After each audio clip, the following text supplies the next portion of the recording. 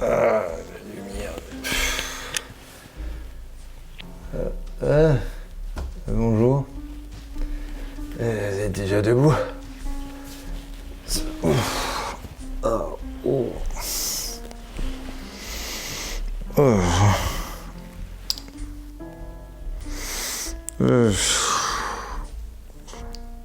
Ça va?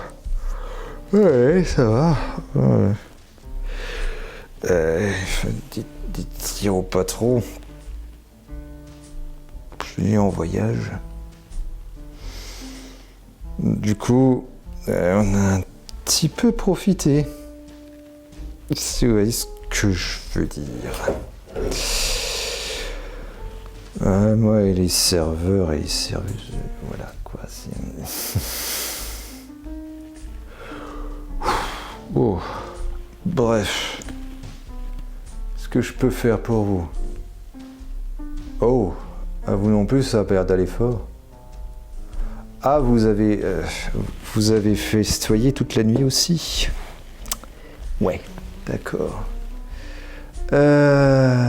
Si je vous proposais quelque chose qu'on peut faire le matin, tout en étant un petit peu chic, qu'est-ce que vous en dites?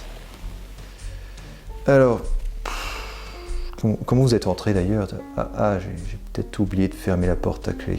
Bon, c'est pas grave. Installez-vous, malgré le fait qu'il soit... Oh, il est tôt, il est 11h. Installez-vous et je vais faire un truc. Ça vous irait un mimosa?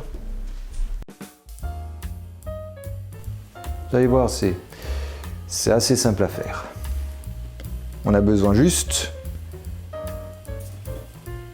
de champagne et d'une orange. Voilà. Ah oui, c'est simple à faire, vous allez voir. Je vais vous prendre un verre. Là. Pas de shaker, pas de verre à mélange. Hein. Tout à même le verre. Hein. C'est comme le Alfonso. On commence par poser un glaçon au fond du verre. Ensuite, on verse la moitié des 90 ml. Puis ensuite, le jus d'orange.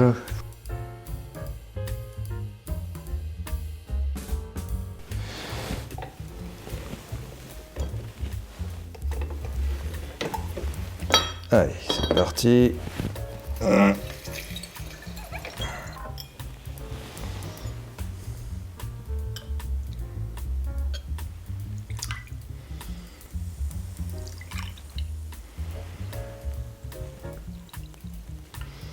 Voilà, 90 de chaque, c'est prêt.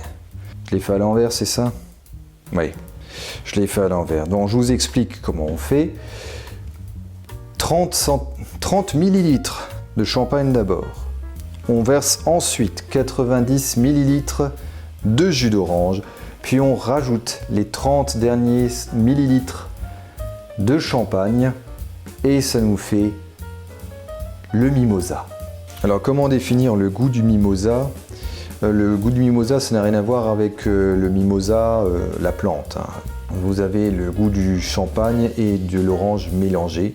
C'est quelque chose d'assez doux, très agrume, donc forcément avec l'orange. C'est quelque chose qui est censé réveiller. Toujours est-il que oui, c'est très frais, c'est intéressant à boire. Franchement, ne vous privez pas si jamais vous pouvez en tenter. Cette fois, je n'ai pas oublié le glaçon, c'est fait exprès qu'il y en ait un dedans. Donc voilà, le mimosa pour les lendemains difficiles ou pour les petits déj de riches. Enfin bon, voilà, c'est vraiment un cocktail de petit déjeuner. C'est un Sektfrühstück, comme disent les Allemands.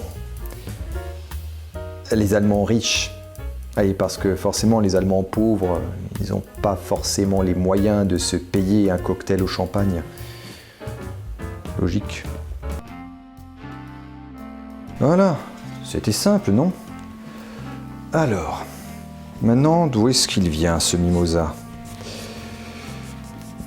On peut le qualifier de cocktail de petit-déj. Ouais, vous l'avez remarqué, il réveille tôt le matin. Le jus d'orange a connu un certain succès au début du XXe siècle déjà. En témoigne la création du cocktail Orange Blossom qui comprend du jus d'orange et du gin, ou le Bronx, inventé vers 1900 qui comprend du jus d'orange, du gin, du vermouth sec et du vermouth doux. La première recette semblable au mimosa a d'ailleurs été inventée en 1921 par le barman du Bucks Club de Londres, Pat McGarry. Les proportions ne sont cependant pas les mêmes. Le Bucks Fizz comprend moitié plus de jus d'orange, alors que le mimosa comprend une part égale de champagne et de jus d'orange. C'est à Frank Meyer, le barman en chef du Ritz à Paris, que l'on devrait la création du cocktail mimosa. Il l'aurait appelé ainsi à cause des feuilles tremblantes du mimosa, comme le pétillement de cette boisson.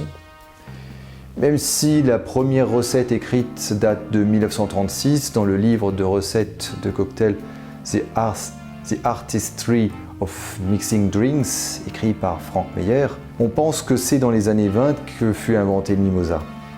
On trouve des références à des orangeades de champagne dans le journal que tenait Harry Crosby. Vous vous souvenez? On avait parlé de lui dans l'épisode sur le cocktail Alaska. Le 25 août, on le retrouve, lui et une certaine Géraldine, à boire des orangeades de champagne à Paris, au Ritz, avant de partir danser jusqu'à l'aube au Bois, à Montmartre, puis aux Halles. Et le 29 août, 4 jours plus tard, et alors qu'il était d'humeur particulièrement morose, il écrit que la seule chose qu'il est capable de faire, c'est de boire des orangeades de champagne avec Géraldine dans le jardin du Ritz. Pauvre riche playboy, la vie est si injuste. Mais voilà. Lorsqu'on sait que Frank Meyer était à ce moment-là déjà en charge du bar du Ritz, on peut être tenté de dire qu'il l'avait déjà inventé en 1923. Enfin voilà, nouvel épisode sur un cocktail des années folles.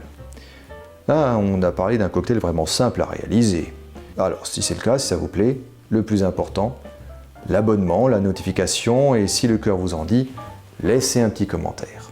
Encore une fois, allez-y doucement, dégustez votre cocktail tranquillement, consommez-le avec modération, vous savez, pas comme moi hier soir.